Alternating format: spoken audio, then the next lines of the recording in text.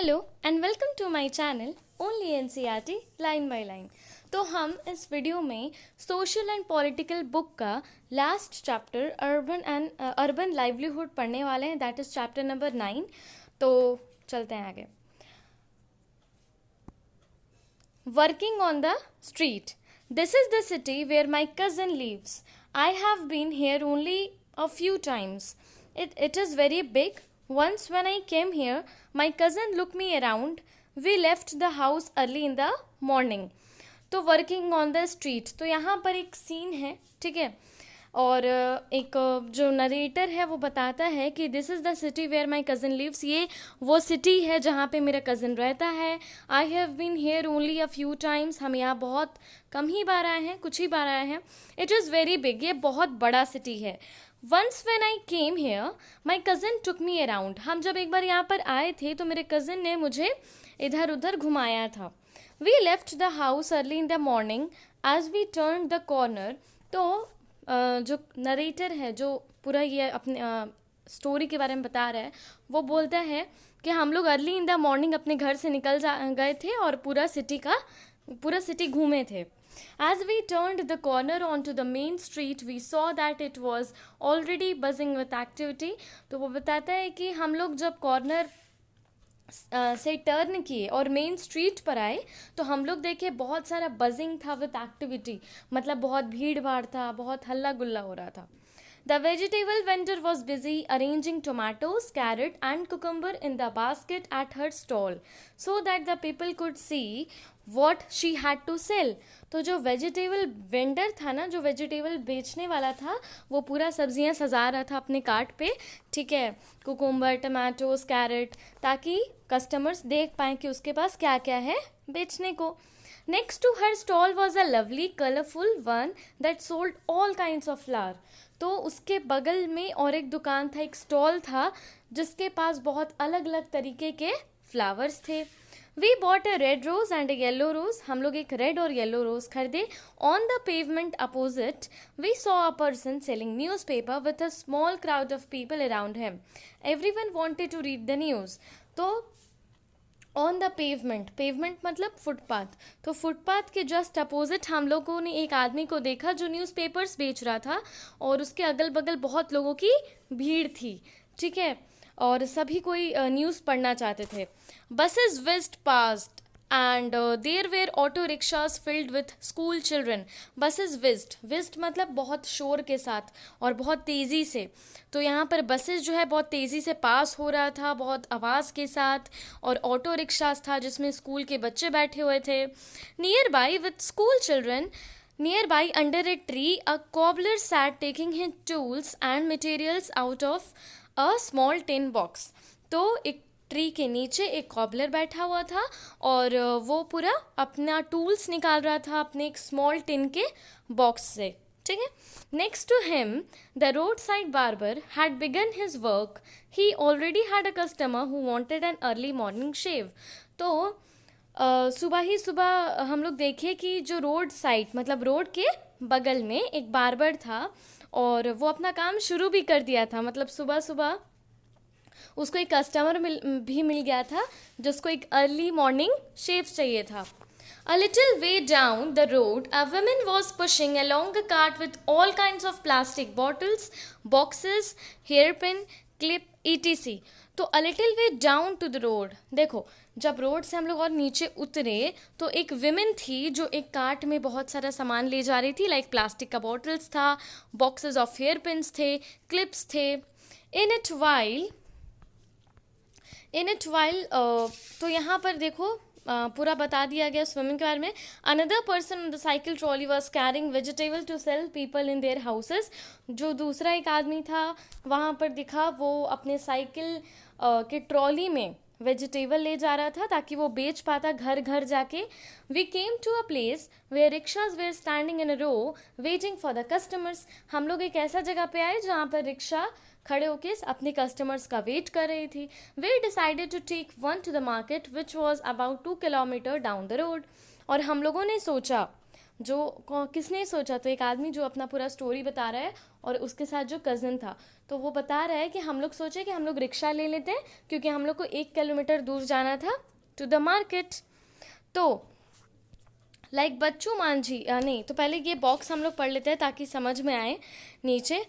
तो ये बच्चू मांझी है साइकिल रिक्शा पुलर, एक साइकिल रिक्शा पुलर का कहानी यहाँ पर बताया गया है तुमको कि I come from a village in Bihar where I worked as a मैसन।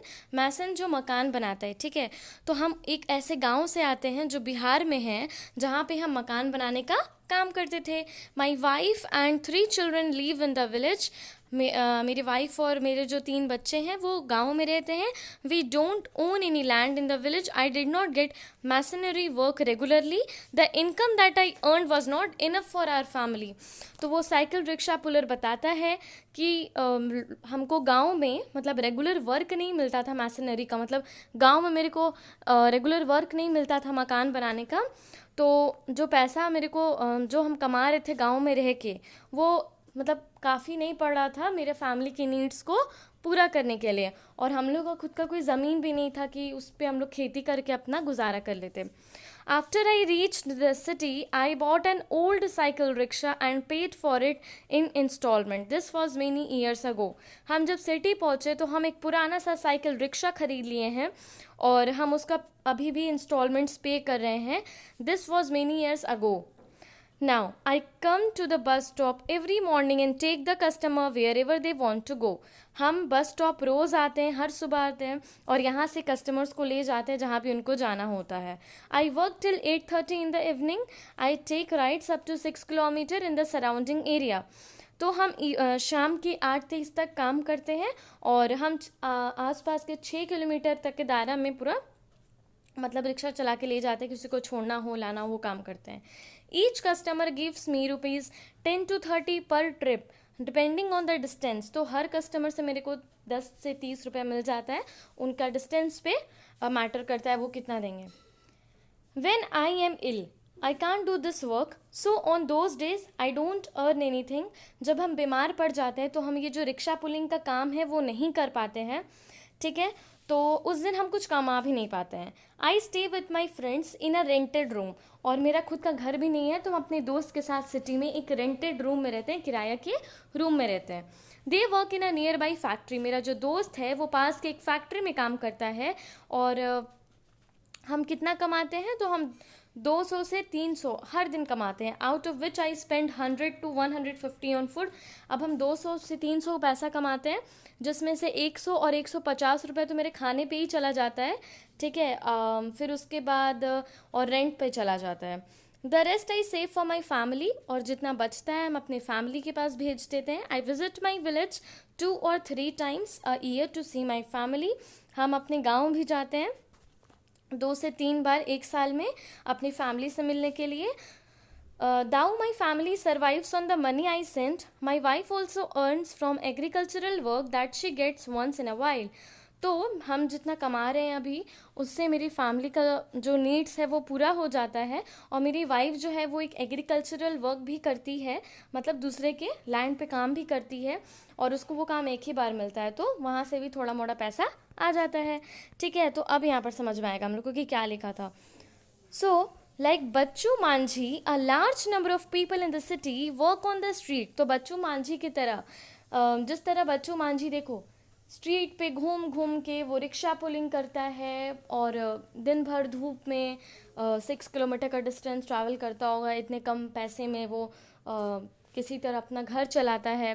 तो लाइक बच्चू मांझी बहुत सारे पीपल हैं ना सिटी में जो अपना गुजारा स्ट्रीट्स पे करते हैं। वो दिन भर रोड्स ही पे रहते हैं, रोड पे ही खाना खाते हैं, रोड पे ही रहना भी पड़ता है वो उन लोगों को, और रोड पे ही उनका काम भी होता है। तुम चाहे कॉबलर को देख लो, चाहे फिर रिक्शा पुलर को देख लो, ठीक है। In a survey of Ahmedabad city it was found that 12% of all the worker in the city were people working on the street.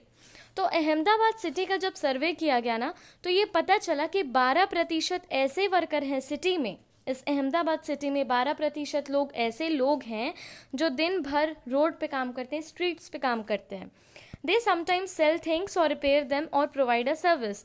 चाहे तो वो कुछ बेचते हैं, चाहे तो वो कुछ रिपेयरिंग का काम करते हैं, चाहे तो वो कुछ सर्विस प्रोवाइड करते हैं, like a cobbler. Now they work on their own, वो खुद काम करते हैं। मतलब सपोज तुम अगर एक कॉबलर को देख लो तो वो अकेले मतलब आता है, अपने सामान को निकालता है, मतलब वो अकेले काम करता है, ठीक है, स्ट्रीट पे बैठ के। They are not employed by anyone, therefore have to organise their own work. Cobbler ही को देख लो, उसका काम कोई ऑर्गेनाइज नहीं करता, ना तो उसको कोई एम्प्लॉय करता है, मतलब उसको कोई जॉब नहीं दिया है कॉबलर को, ठीक है। वो अपने आप पे ही पूरी तरीके से डिपेंडेंट है। वो आता है सुबह, वो अपना सामान निकालता है, अपने सब ऑर्गेनाइज करता है, उसको सब अपने आप पे ही डिपेंड रख के प्लानिंग करना होता है कि हम कितना चीज़ आज की ये कितना कमाए। मतलब he is alone, alone he has to manage everything, ठीक है। तो they have to plan how much to purchase as well as where and how to set up their shop, ठीक है, कहाँ हमको आज दुकान लगाना है।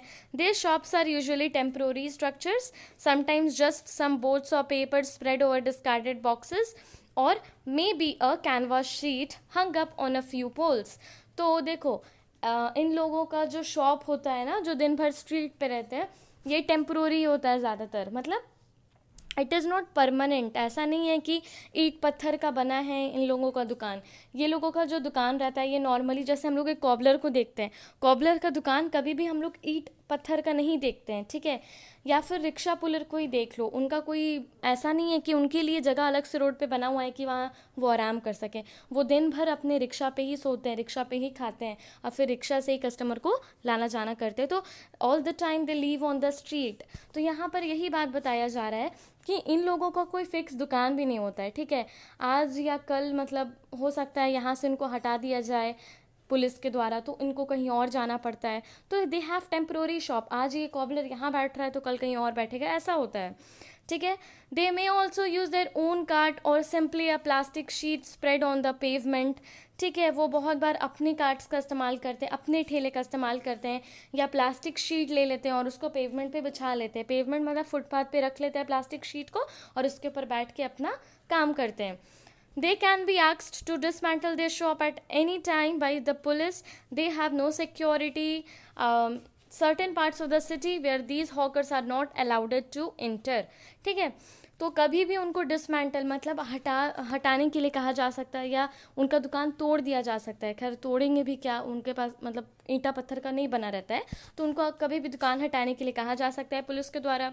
या सिक्योरिटी, मतलब कोई सिक्योरिटी नहीं है, जॉब सिक्योरिटी नहीं है कि नहीं चलो ये जॉब है, परमानेंट है, इससे हमेशा घर चल रहा है, नहीं, इनको कभी भी हटाया जा सकता है। जो बीमार पड़ेंगे तो फिर क्या, यही काम कर रहे थे और कौन काम करेगा। तो कोई जॉब सिक्योरिटी नहीं है। और बहुत सारे सिटी में कुछ कुछ हिस्सों में तो बैन कर दिया गया है, मना कर दिया कि हॉकर्स यहाँ पर नहीं आ सकते हैं। मतलब ऐसे ही जो ठेला पे बेचते हैं ना, वो नहीं आ सकते हैं यहाँ पे बेचने अपने ठेला को लेके। तो इनके लिए और भी दिक्कत हो जाती है अगर इनको ऐसे मना कर दिया जाता है, ठीक है। Now, vendors sell things that are often prepared at home by their families who purchase, clean, sort and make them ready to sell.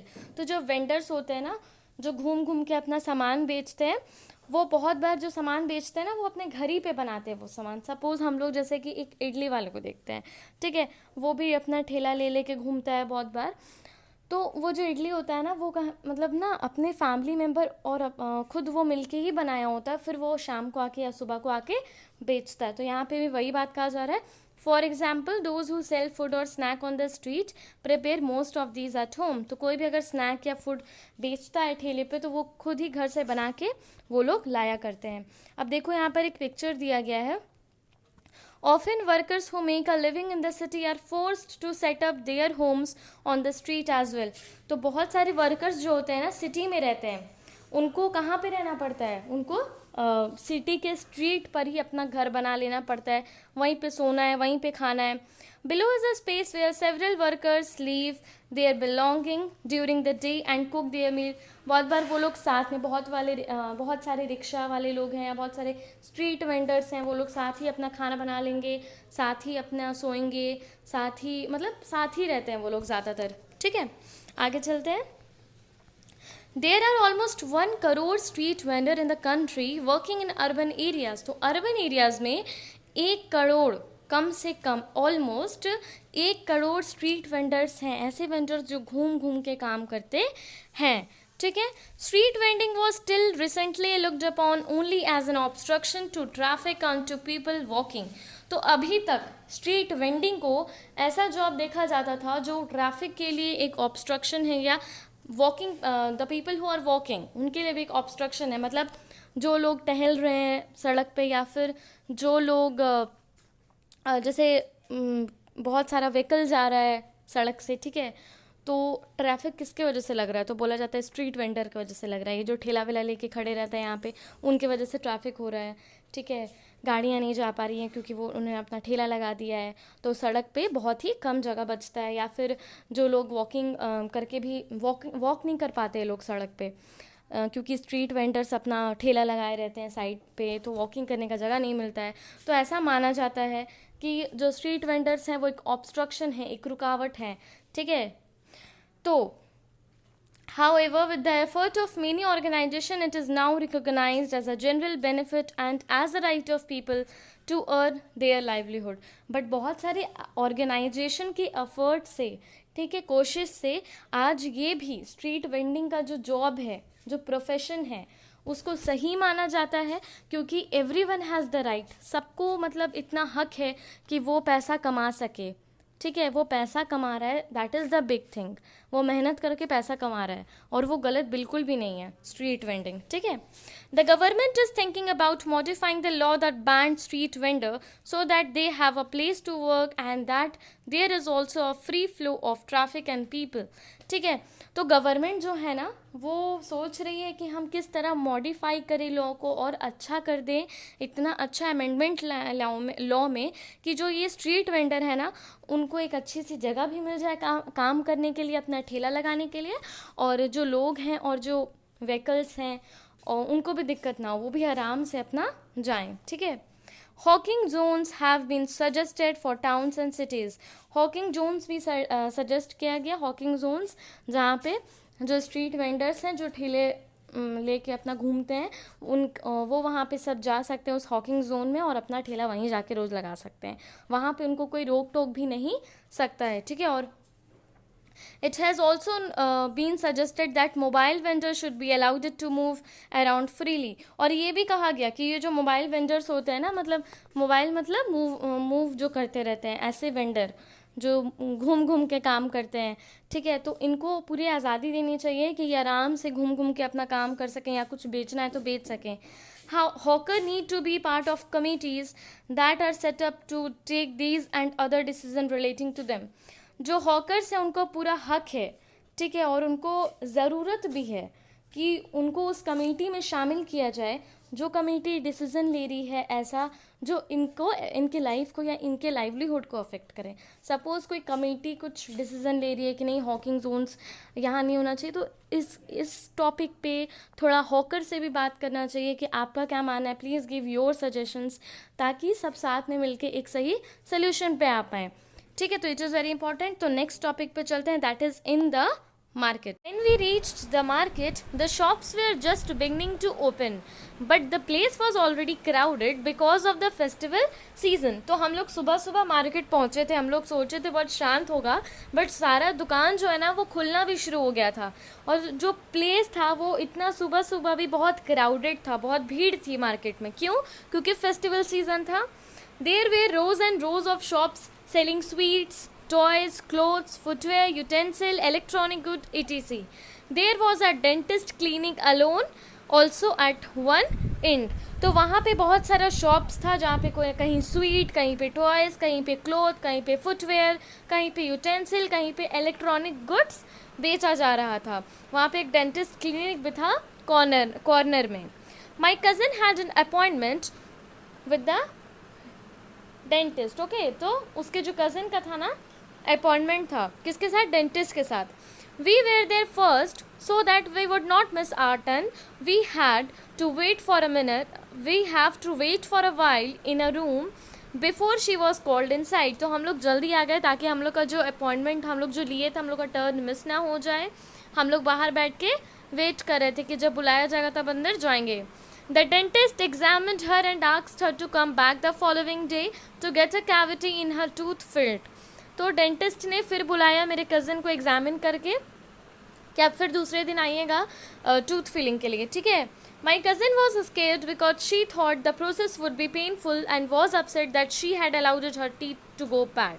तो मेरी जो कज़न थी ना वो थोड़ी डरी हुई थी बिकॉज वो सोची कि वो जो टूथ फिलिंग का प्रोसेस होगा ना वो बहुत पेनफुल होगा, बट वो कहीं ना कहीं ये भी सोच रही थी कि I have only allowed the teeth to go this much bad, हम मेरी ही वजह से ये टीथ का ये हाल हुआ है, ठीक है, कैविटी लगा है. Now from the dental clinic she took me to a new garment showroom because I wanted to buy some ready-made clothes. The showroom had 3 floors. Each floor had different types of clothes. We went to the 3rd floor where clothes for girls were kept. तो dental clinic से वो मेरे को एक garment के showroom ले गई जहाँ पे मेरे को सब रेडीमेड क्लोथ खरीदना था. और उस शोरूम में ना 3 फ्लोर थे, ठीक है, 3 माला का वो पूरा शोरूम था और हर फ्लोर में अलग अलग टाइप के क्लोथ्स थे. हम लोग सबसे 3rd फ्लोर पे गए, वहाँ पे लड़कियों का कपड़ा रखा था, that's why. Now moving to the next topic that is Harpreet and Vandana. दोनों ही बिजनेस पर्सन है, ठीक है, हरप्रीत एंड वंदना. तो इसमें बताया जाएगा कि दोनों जो बिजनेस पर्सन है वो भी शोरूम में काम करते हैं, ठीक है. हरप्रीत और वंदना कहाँ काम करते हैं? शोरूम में काम करते हैं. ये लोग अपना खुद का शोरूम खोले, बिजनेस पर्सन है. नाउ तो अब हरप्रीत क्या कहती है? My father and uncle worked in a small shop during festival times and on Sundays my mother and I help them in the shop. I started working there only after I completed my college. तो हरप्रीत बता रही है कि मेरे जो पापा हैं और मेरे जो अंकल हैं वो ये शॉप में काम करते, छोटे से शॉप में काम करते हैं. हम लोग फेस्टिवल और कभी संडेज़ होता है ना तो आके उनका हेल्प कर दिया करते थे. हम यहाँ पे मतलब जॉब करना कब स्टार्ट किए, काम करना कब स्टार्ट किए? मेरा कॉलेज ख़त्म होने के बाद. We open this showroom some years ago. I am dress designer. तो जो अब वंदना है वो बताती है हम लोग ये जो शोरूम है ना कुछ सालों पहले ही खोले हैं, हम एक ड्रेस डिज़ाइनर है. Our business has changed. These days people prefer to buy ready-made clothes rather than have them stitched. तो आजकल जो लोग होते हैं ना वो स्टिच क्लोथ्स पहनना ज़्यादा पसंद करते हैं, रेडीमेड क्लोथ्स, ना कि वो लोग मतलब ऑर्डर बहुत कम देते हैं कि ये बना दीजिए, बट वो लोग पसंद होता है कि ज़्यादा हम रेडीमेड क्लोथ्स पहने, ठीक है. तो इसलिए हम लोग अपना जो बिजनेस है ना वो चेंज करना पड़ा. कौन कहता है ये सब बात? वंदना कहती है. The trend this days is for readymade garments. You also need an attractive display for them. और हमें बहुत अच्छा डिस्प्ले भी लगाना पड़ता है ताकि लोग जो कस्टमर्स हैं उस डिस्प्ले को देख के अट्रैक्ट हो रेडीमेड क्लोथ्स को और फिर वो शोरूम के अंदर आए. For our showroom we buy things from different places. तो वंदना और हरप्रीत बताती है हम अपने शोरूम के लिए ना बहुत अलग अलग जगह से क्लोथ्स लाते हैं. We buy most of the materials from Mumbai, Ahmedabad, Ludhiana, Tirupur. Some materials also come from Noida and Gurgaon, towns near Delhi. We get some dress item from foreign countries too. तो हरप्रीत वंदना बताती है हमारा जो कपड़ा हम अपने शोरूम में रखते हैं कुछ मुंबई का है, कुछ अहमदाबाद, कुछ लुधियाना, कुछ त्रिपुर, कुछ मटेरियल्स नोएडा का, कुछ गुड़गांव का, कुछ उन टाउन्स का जो दिल्ली के पास है, और कुछ तो फॉरेन कंट्रीज़ का भी क्लोथ्स रखते हैं. There are several things we need to do to run this showroom properly. हम लोग को बहुत कुछ करना पड़ता है ताकि हम लोग का जो शोरूम है ना वो अच्छा चले. We advertise in various newspaper, cinema theaters, television and radio channels. Currently this building is rented but soon we plan to buy it. Ever since this market has become the main market for people living in the surrounding apartment, our businesses has grown. तो जो हरप्रीत और वंदना है वो बताती हैं आगे कि जो बिल्डिंग है ना अभी हमने रेंट पे लिया है, ठीक है, बट सून हम इसे खरीद भी लेंगे. Even since this market has become, और ये जो मार्केट है ना वो बहुत ही मेन बन गया है क्योंकि आसपास में ना बहुत अपार्टमेंट है, तो हमारा बिजनेस जो है ना बहुत अच्छा चल रहा है, ठीक है. We have been able to buy a car and book a flat in an apartment complex nearby. और अब हम लोग एक कार भी बुक कर लिए हैं, ख़रीद लिए हैं, और एक फ्लैट भी बुक कर लिए हैं एक अपार्टमेंट में, ठीक है, जो कि पास ही में है. Like Harpreet and Vandana, there are many people who own shops in various market of the city. तो यहाँ पे हरप्रीत और वंदना की तरह बहुत लोग, बहुत वर्कर ऐसे सिटी में हैं जो शॉप्स या बिजनेस चलाते हैं. They are not employed by anyone, और इनको कोई, वो किसी के अंडर में काम नहीं कर रहे हैं. जैसे हम अगर एक बिजनेसमैन हैं तो हम अपने अंडर, सपोज हम एक गारमेंट का बिजनेस चला रहे हैं, तो हम, मेरे ऊपर कोई मालिक नहीं है, हम ही अपने खुद मालिक हैं, ठीक है, हम वन मेंबर बिजनेस, ठीक है. But when they employ a number of other worker as supervisor and helper, these are a permanent shop that are given a licence, ठीक है, to do business by the municipal corporation.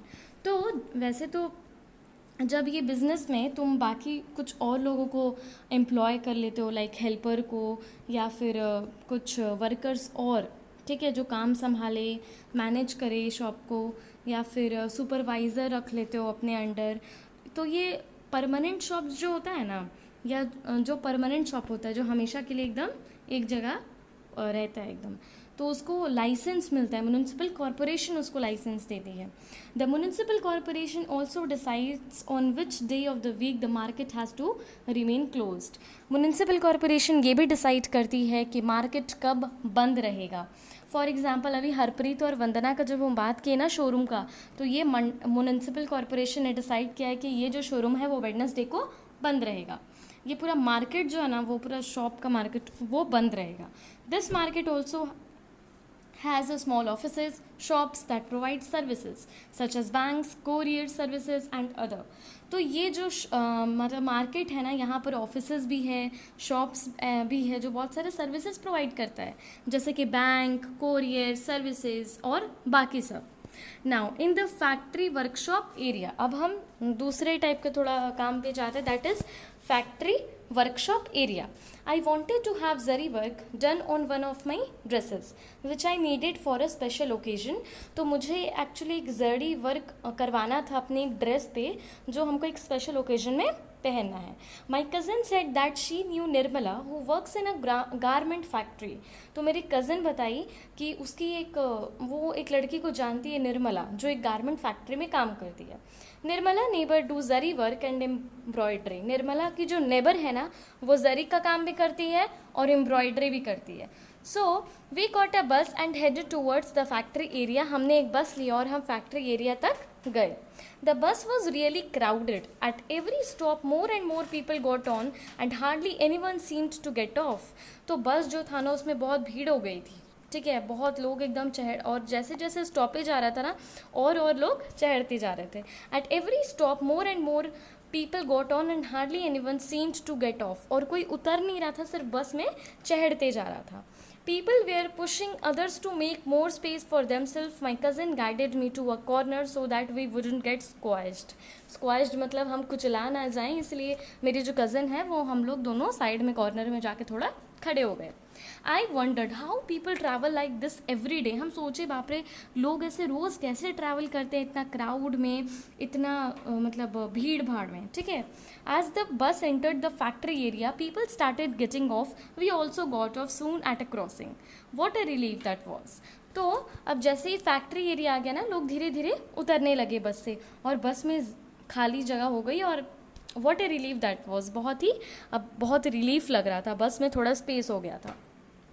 There were a large number of people sitting on railings और in group at the crossing. बहुत लोग बैठे थे crossing पे, side में, pavement पे.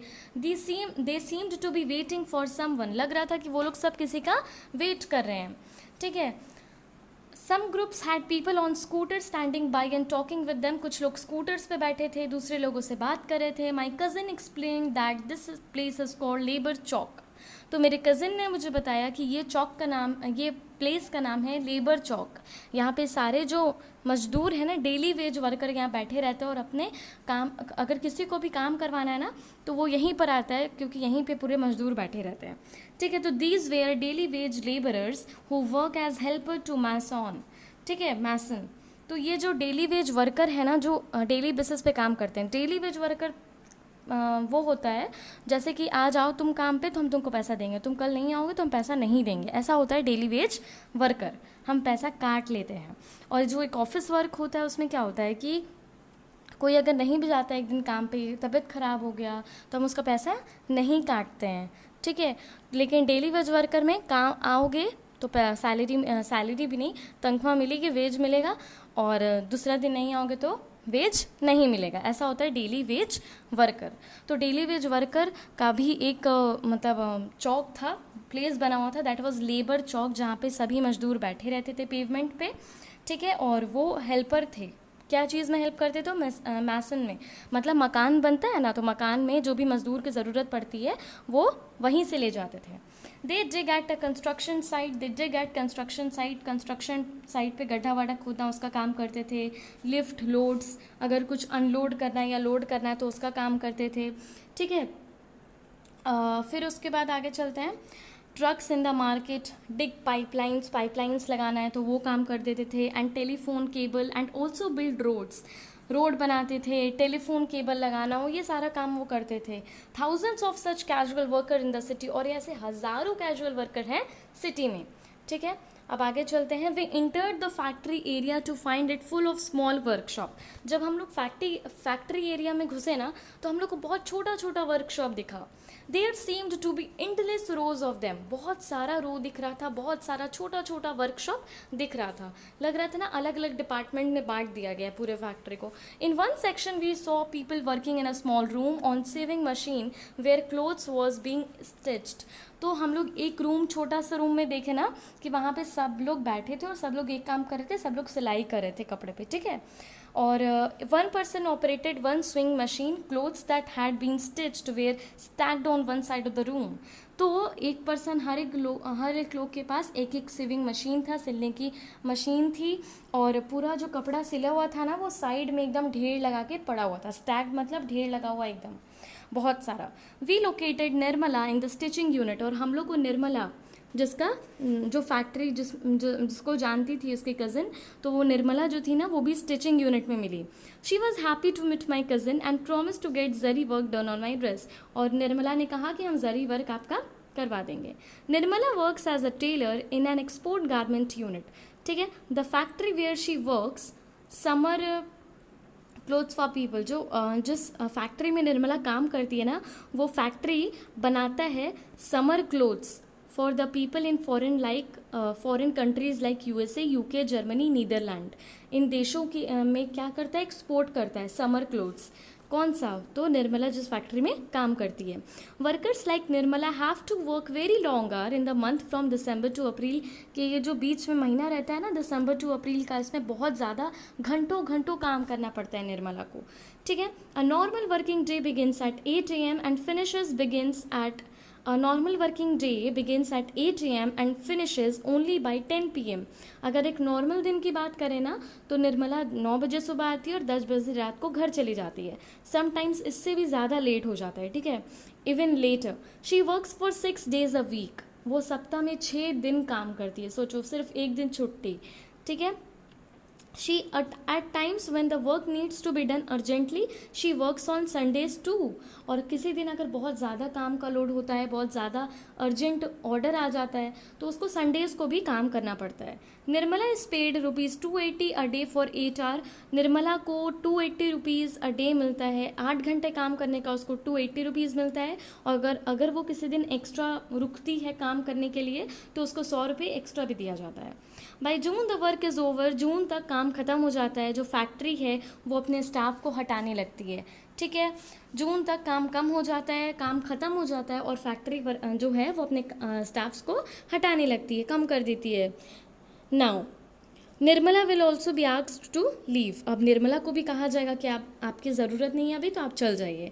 For about 3 or 4 months in the year there is no work for her, और निर्मला के लिए 3 से 4 महीने ऐसे रहते हैं जब उसके पास कोई काम ही नहीं रहता है, क्योंकि फैक्ट्री में काम करती थी बट जून के बाद फैक्ट्री से भी निकाल दिया जाता है। Most worker like Nirmala are employed on what is known as casual basis, ठीक है। तो निर्मला की तरह बहुत सारे ऐसे लोग हैं ना जो कैजुअल बेसिस पे एम्प्लॉयड हैं। They are required to come as when the employer needs them. They are employed when the employer gets large order or during certain season. तो निर्मला की तरह ऐसे कई लोग हैं जो कैजुअल वर्कर हैं कि जब ज़रूरत पड़ा तब मालिक ने बुलाया, या कोई पर्टिकुलर सीज़न में मालिक ने बुलाया. हम लोग एक चैप्टर में पढ़ चुके हैं कि जो खेत पे काम करता है ना दूसरे के खेत पे, तो हार्वेस्टिंग के टाइम पे बुलाता है, फिर उसके बाद छुट्टी मिल जाती है. छुट्टी नहीं मिलती है, वो फिर काम नहीं मिलता है बिल्कुल.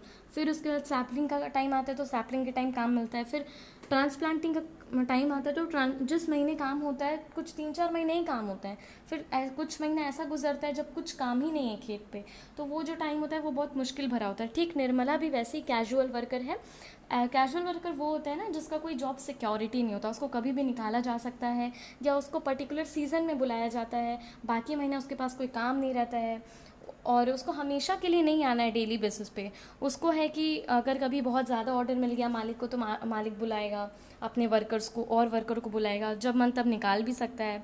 ठीक है. At other times of the year they have to find some other work. और इस टाइम अब देखो भूख तो लगेगा ही ना, तो निर्मला को कोई और, निर्मला जैसे कई ऐसे कैजुअल लेबर हैं जिसको और कोई ऑल्टरनेटिव जॉब भी ढूंढना पड़ता है इस टाइम पे, जब उसका इधर का काम एकदम बंद हो जाता है.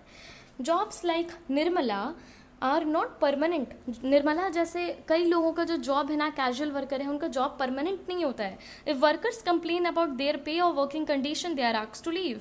और ऐसे वर्कर, निर्मला जैसे जो वर्कर है ना, ये कहते भी है ना कि हम इतना काम करें 8 घंटे 9 घंटे एक्स्ट्रा, तो मेरा वेजेस थोड़ा बढ़ा दीजिए. तो इनको मतलब जॉब छुटवा दिया जाता है, जॉब से निकाल दिया जाता है. तो ये कुछ बोल भी नहीं पाते हैं. ठीक है. There is no job security और protection of there is ill treatment. अगर सोचो इन वर्कर्स का तबीयत ख़राब होता है, कुछ हो जाता है, ये छुट्टी भी नहीं ले पाते हैं. और अगर इनको कभी बहुत ज़्यादा तबीयत ख़राब हो जाता है और अगर ये कुछ पैसा मांगते हैं तो भी इनको नहीं मिलता है. ठीक है. या फिर कुछ जॉब सिक्योरिटी भी नहीं, कभी भी निकाल दिया जा सकता है. They are also expected to work very long hour. और बहुत ज़्यादा टाइम के लिए खटवाया जाता है इन लोगों से. For example in the cloth mill unit the worker work on day and night shift. ठीक है. एक क्लोथ मिल यूनिट है जहाँ पे जो वर्कर्स हैं ना वो रात दिन काम करते हैं और ये 12 से 12 घंटा का शिफ्ट चलता है. 12 घंटा दिन में, 12 घंटा रात में. One worker works on one machine for 12 hour and then is replaced by another on the same machine for the next 12 hour. एक आदमी आता है दिन को, वो 12 घंटे उस एक मशीन पे काम करता है, फिर वो चला जाता है रात होते ही, फिर रात में दूसरा आदमी आता है उसी मशीन पे फिर 12 घंटे काम करता है. ऐसा चलता है. सोचो इतना हेक्टिक रूटीन होता है कैजुअल लेबरर्स का.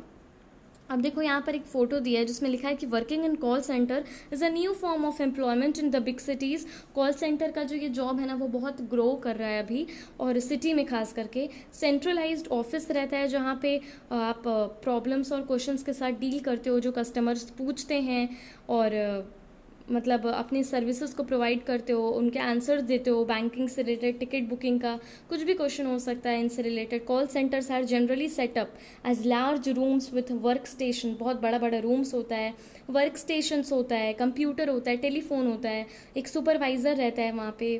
ठीक है. और ये इंडियन कंपनीज़ के लिए बहुत बड़ा सेंटर नहीं है, बट फॉरेन कंपनीज़ के लिए भी बहुत बड़ा सेंटर है. They set up call centre here as they can get people who can speak English and will work for lower wages. कम वेजेस में जो काम करने के लिए तैयार हो जाएं और जिनको इंग्लिश बोलना आता हो, बस. नाउ नेक्स्ट टॉपिक पे चलते हैं, that is in the office area. My aunt Sudha works. अब दूसरे कैटेगरी में आ गए हम लोग. पहले फैक्ट्री के बारे में कुछ पढ़े, फिर अब स्ट्रीट वेंडर्स के बारे में पढ़ रहे थे, अब ऑफिस एरिया में आ गए. My aunt Sudha works as a marketing manager. She had asked us to reach her office before 5:30 p.m. तो मेरी जो आंटी है सुधा, वो मार्केटिंग मैनेजर है और वो हम लोग को बोली कि 5:30 के पहले तक आ जाओ आप. We thought we would get late, so we took an auto rickshaw that manage to get us there just in time. हम लोग सोचे कि लेट हो जाएगा तो हम लोग ऑटो रिक्शा ले लिए ताकि समय पर पहुंच जाए. Her office was in an area surrounded by tall buildings. There were 100 of people coming out. Some headed for the car park while other went towards the row of buses. तो वहाँ सुधा का जहाँ पे ऑफिस था, सुधा अंट का जहाँ पे office था, उसके अगल बगल बहुत बड़े बड़े बिल्डिंग्स थे, बहुत सारे लोग थे. कुछ कार पार्किंग की तरफ जा रहे थे, कुछ बसेस की तरफ जा रहे थे. My aunt is a marketing manager in a company which manufactures biscuit. मेरी जो आंट सुधा है वो मार्केटिंग मैनेजर है बिस्किट के कंपनी में, बिस्किट जो कंपनी मैन्युफैक्चर करती है। The factory where the biscuits are made is outside the city. ये जो फैक्ट्री है वो actually outside the city, city के बाहर है। She supervises the work of 50 salesperson who travel to different parts of the city. तो मेरी जो आंट सुधा है ना वो 50 सेल्स पर्सन का उनका वो कैसे काम करें उनको सुपरवाइज करती, वो ठीक से काम कर रहे हैं या नहीं। एक्चुअली ये जो सेल्स पर्सन है ना उनको ऑर्डर मिलता है अलग अलग शॉपकीपर्स से, इनको पेमेंट कलेक्ट करना होता है। जैसे कि सपोज़ एक दुकान से ऑर्डर आया, आपको 50 पैकेट बिस्किट का भिजवाना है मेरी दुकान पे। मैं एक सेल्स पर्सन हूँ, मैंने भिजवा दिया दुकान पे 50 पैकेट और फिर उसके बाद मुझे पैसा मिल गया। तो I have to get the order and then I have to take the payment. ठीक है, ये सब काम सुपरवाइज कौन करेगा? तो मार्केटिंग मैनेजर। और इस स्टोरी में मार्केटिंग मैनेजर कौन है? सुधा है, तो वो ये सब सुपरवाइज करेगी। She has divided the city into 6 region. Sudha aunt ने सिटी को 6 रीजन्स में बांट दिया है और इस सप्ताह वंस अ वीक, मतलब सप्ताह में एक बार वो हर सेल्स पर्सन से पर्सनली मिलने जाती है और सब जानती है कि कैसा यहाँ पे काम चल रहा है। She checks their progress report, check करती है, प्रॉब्लम डिस्कस करती है कि आपको क्या दिक्कत आ रहा है, यहाँ से ऑर्डर क्यों कम आ रहा है, ये सब बातें। Now she has to plan the sales in the entire city and often has to work late and travel to different places। उनको रोज प्लान रेडी करना पड़ता है, उनको डे नाइट पूरा ट्रैवल करना पड़ता है, बहुत बार लेट भी हो जाता है। She gets a regular salary every month, but उनको हर महीने एक फिक्स सैलरी हर महीने मिल जाता है। एंड वो एक परमानेंट वर्कर है, वो कैजुअल वर्कर नहीं है, उनको कभी भी निकाला नहीं जा सकता है। She can expect her job to continue for a longer period of time. Being a permanent worker she also gets other benefit. क्योंकि वो अब एक परमानेंट वर्कर है तो उनको बाकी बेनिफिट्स भी मिलता है, like saving for old age. ठीक है, ओल्ड एज पेंशन कहते हैं हम। A part of her salary is kept in a fund with the government. उनके सैलरी का जो कुछ हिस्सा होता है ना वो मतलब एक सेव्ड रहता है गवर्नमेंट के पास एज अ फंड। और she will earn interest on these saving. और ये सेविंग पे देखो जितना साल जैसे मतलब बचा रहता है ना रिटायरमेंट में, वो जो पैसे हैं ना जो सैलरी से कट रहे होते हैं उस पर इंटरेस्ट ऐड होता जाता है और वही रिटायरमेंट के बाद मिलता है। तो वही चीज़ें यहाँ लिखी हुई हैं कि when she retires from the job she will get this money and she can then live on that. Retirement के बाद उसे वो पैसा मिल जाएगा और वो उस पैसे पे अपना पूरा लाइफ कर लेगी। Holidays, she gets off on Sundays and national holidays. She also gets some days as annual leave. अब देखो स्ट्रीट वेंडर हो या फिर जो कैजुअल वर्कर होते हैं ना, इनके लिए कोई हॉलीडे नहीं होता। संडे को मालिक बुला रहा है, संडे को भी पहुंच जाना है, कभी भी फेस्टिवल्स पे बुलाना है, फेस्टिवल्स में इवन और वर्कलोड रहता है और काम होता है। ठीक है ना, लेकिन जो परमानेंट वर्कर्स होते हैं इनको हॉलीडेज़ में इंजॉय करने मिलता है, संडेज़ में इंजॉय करने मिलता है। इन्हें मेडिकल फैसिलिटीज़ भी मिलती हैं इनके फैमिली मेम्बर्स के लिए, for her family member. Her company pays the medical expenses up to a certain amount for her and her family member. ठीक है, मतलब कुछ पैसा भी मिलता है ये लोग को अगर कुछ हो जाता है इनको या इनके फैमिली मेम्बर्स को। She gets medical leave if she falls ill and her salary is not cut if she takes this leave. अगर वो कभी मेडिकल लीव पे जाती है, कभी बीमार पड़ गई, तो उनको लीव दिया जाता है, उनका पैसा नहीं काटा जाता है। There are many workers in the city who work in offices, factories and government department where they are employed as regular and permanent worker. तो सिटी में कई ऐसे भी लोग हैं जो ऑफिस में काम करते हैं, फैक्ट्रीज में काम करते हैं, गवर्नमेंट डिपार्टमेंट्स में काम करते हैं, इन्हें रोज़ सैलरी मिलती है, ये परमानेंट वर्कर्स होते हैं। ठीक है, और रेगुलर बेसिस पे काम करते हैं। They attend the same office और फैक्ट्री रेगुलरली, और इनको रोज़ एक ही जगह जाना होता है, रोज़ एक ही ऑफिस। कैजुअल वर्कर के लिए तो 4 महीने गए या 4 महीने भी लगातार नहीं जाना होता एक जगह, कभी मालिक बुलाता है कभी नहीं बुलाता है। ठीक है, बहुत अनसर्टिनिटी रहता है कैजुअल वर्कर के लाइफ में। ठीक है, कभी जॉब से निकाल दिया जाता है, बट जो परमानेंट वर्कर होते हैं ना सुधा के तरह, their work is clearly identified, they get a regular salary, उन्हें रोज सैलरी मिलती है। Unlike casual worker they will not be able to ask to leave if the factory does not have much work. ठीक है, उनको casual labour की तरह कभी भी नहीं कहा जाएगा कि अगर नहीं चल रहा है ऑफिस तो आप प्लीज़ निकल जाइए यहाँ पे, या ऑर्डर नहीं है तो अभी निकल जाइए, ऐसा नहीं कह सकते। At the end of the day we got into my aunt car exhausted, और अब दिन ख़त्म हो गया और हम फाइनली अपने अंट सुधा के कार में बैठ चुके हैं। But it had been so much fun and I thought how interesting that so many people do so many different things in the city. कितने अलग अलग लोग होते हैं सिटी में, कितना अलग अलग टाइप का काम करते हैं। कोई स्ट्रीट वेंडिंग करता है, तो कोई ऑफिस में काम करता है, तो कोई एक शोरूम में काम करता है, कोई डेली वेज कैजुअल लेबर होता है, ठीक है। They have probably never met each other, but it is their work that ties them together and help us to make up city life. तो अब देखो, ये जो कैजुअल वर्कर हैं या फिर इतने सारे लोग हैं, ठीक है, आपस में ये कभी मिले तो नहीं है, लेकिन यही लोग सब मिल के इस सिटी को, है ना, वो एक लाइफ दे रहे हैं। सिटी को लाइफ कौन दे रहा है? Casual worker, street vendors, office worker या फैक्ट्री वर्कर, शोरूम वर्कर, ये सभी लोग मिल के, साथ मिल के सिटी को, है ना, बिजी करते हैं और सिटी को एक लाइफ देते हैं, ठीक है। तो अब इसी के साथ हमारा ये जो पूरा चैप्टर है अर्बन लाइवलीहुड और ये जो पूरा बुक है सोशल एंड पॉलिटिकल लाइफ, वो ख़त्म होता है। एंड कोई भी डाउट हो तो आप कमेंट सेक्शन में पूछ सकते हो। And if you like the video, subscribe, like and share, keep watching. Thank you.